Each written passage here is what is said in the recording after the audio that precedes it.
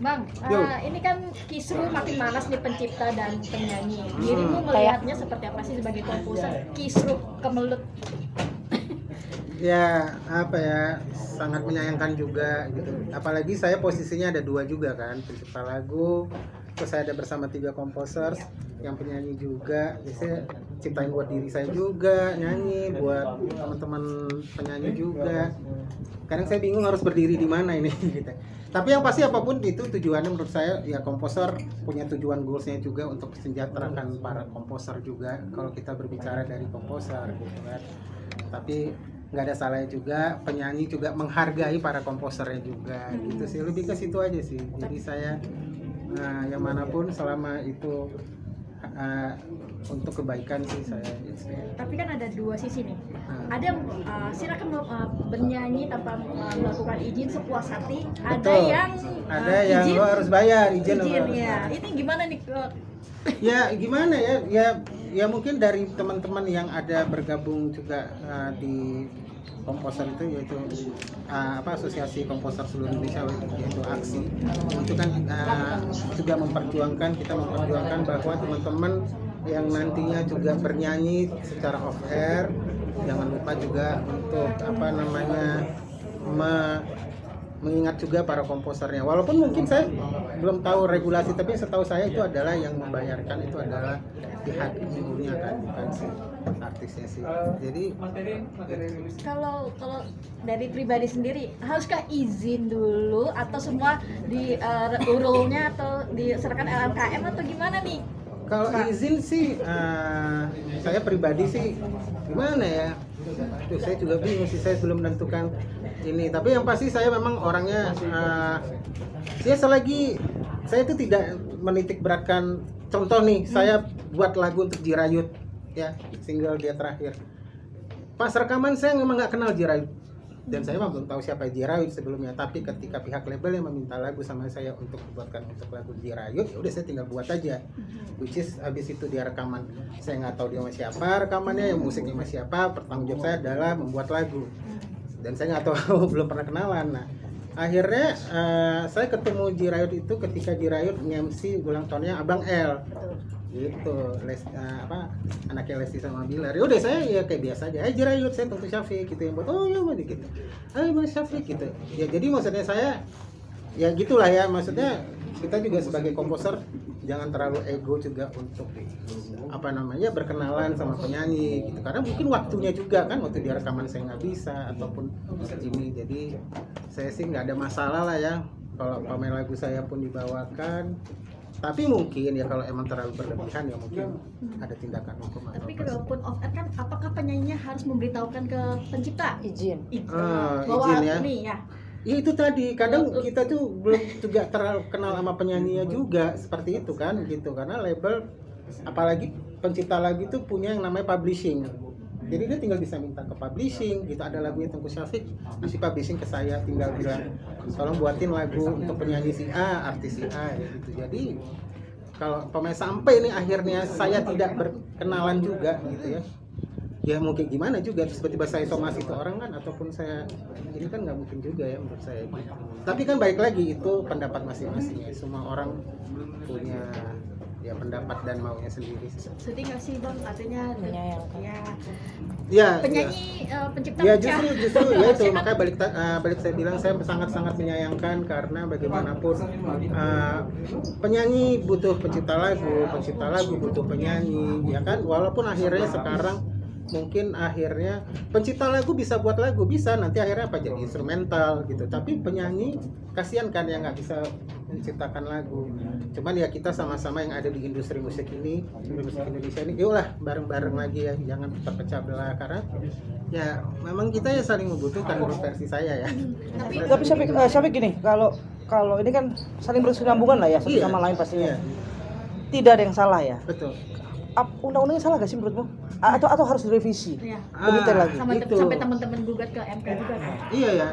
Ya itu tadi semuanya harus duduk bareng sih saya bilang ya, dari stakeholder dan juga pemerintah, pencipta lagu. Karena ayolah kita bareng-bareng, ini enaknya kayak gimana gitu ya. Keresahan ini juga timbul kenapa? Ya karena itu tadi ada pihak-pihak mungkin yang nggak bisa saya sebut ya istilahnya menurut kami yang sebagai pencipta lagu mungkin sedikit bertanya-tanya ini kemana ininya gitu, kenapa bisa dapatnya segini gitu. Saya juga kadang-kadang kalau melihat dari LMKM kok cuma segini ya gitu, tapi mau gimana kan? Jangan. Kan ada yang dapat puluhan ribu, ratusan ribu. Kalau Syafiq sendiri gimana sih? Ya lumayan lah, ya lumayan. Cuman kan lumayan setelah kasus ini ya agak lumayan. Oh berarti bener ya, artinya dulu ketika kasus ini belum viral ada impactnya. Ada impactnya sih. Cukup Jadi signifikan sekarang lah ya pendapatannya. mereka lebih aware. Gitu. Tapi memang benar nggak sih pencipta lagu tuh hidupnya sesusah itu? Iya, sesusah itu ya balik lagi ya gitu. Karena mungkin ya pencipta lagu kan bukan yang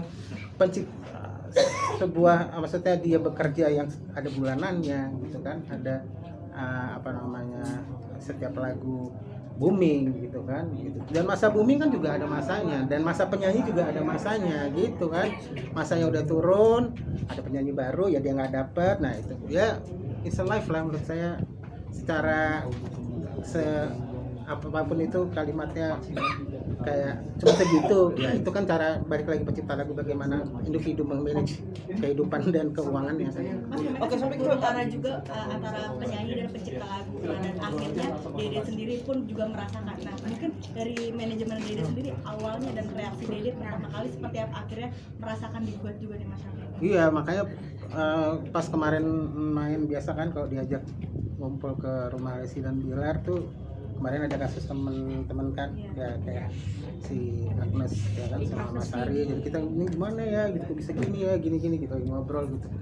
Terus tiba-tiba berapa minggu kemudian kayak lah kok Dede nih sekarang yang jadi topik ya gitu ya. Ya tapi apapun itu mungkin menurut saya semua orang bisa ya terkena itunya lah ya gitu ya, tapi mau gimana lagi, kalau dibilang dia sendiri juga shock ya shock gitu ya, tapi dia bilang ya apapun itu, saya bilang kalau emang nggak merasa bersalah ya udah, kenapa harus juga jadi takut atau apa gitu.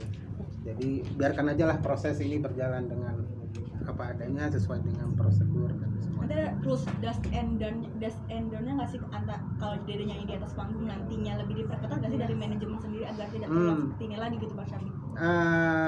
Ya mungkin lah gitu ya, mungkin nanti kita akan pikirkan beberapa hal-hal yang mungkin meminimalisir tidak lagi terjadi seperti ini. Cuman mau gimana teman-teman, artis kayak saya manggung terus kalian rekam terus tiba-tiba kalian upload, terus tanggung jawabnya siapa? Masa ke penyanyi menurut saya kan.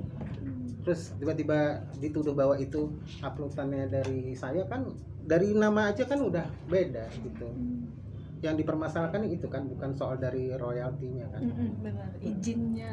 Iya, sementara kita diundang juga ibaratnya gitu kan. Mungkin Dede diundang di suatu acara yang dinyanyikan lagu itu, terus orang lain yang upload tapi disalahkan ke ini. Oke, Syafiq, tidak mencari salah dan benar, tidak mencari salah Lagu saya bersalah. salah benar. Ya betul, tidak mencari itu ya. Betul. Oke, kamu adalah orang di tengah-tengah, pencipta, penyanyi. Ya, Orang di tengah-tengah kenal ini kenal ini. iya itu saya nggak enak banget itu. Nah, langkahmu untuk kedua orang ini bertabayun seperti apa? Yang mana nih kasusnya? Lesti dengan Om Om Yoni. Yoni. Oh ya, ya jujur saya sangat menghormati Om Yoni, tapi secara ini saya belum pernah bertemu juga. Person ya. Nah, person itu nggak pernah ketemu, jadi nanti itu kan juga masalah ini kan bukan hanya dari manajemen saja yang akan bertindak kan, sudah ada kuasa hukum, jadi juga dia mengkuasakan semuanya ke kuasa hukum, jadi biar kuasa hukum sendiri yang dari pihak kuasa hukum yang menjebatani atau apapun itu langkah-langkah. Untukmu sendiri sebagai pencipta lagu, sebagai apa sih yang paling utama yang pengen kamu ubah dari ini semua supaya nggak lagi terjadi seperti ini gitu loh? Aduh, sistem sih. Sistem yang benar gitu ya, itu penting karena semua menurut saya sendiri aja bekerja aja punya sistem sendiri ya kan. Saya harus buat lagu, saya harus workshop sama penyanyinya kapan, saya harus ini, semuanya ada sistemnya. Jadi itu yang perlu, sistemnya dan regulasinya yang benar gitu, dan memang benar gitu. Ketika memang CEO memang memberikan fee yang dimintakan itu ya memang benar gitu. Itu aja sih. Itu semuanya kan pengen sejahtera juga kan. Tapi paling tidak dengan ada kisruh ini sedikit belajar dan bukan sekedar keuntungan, sebenarnya hakmu terpenuhi lah ya. iya.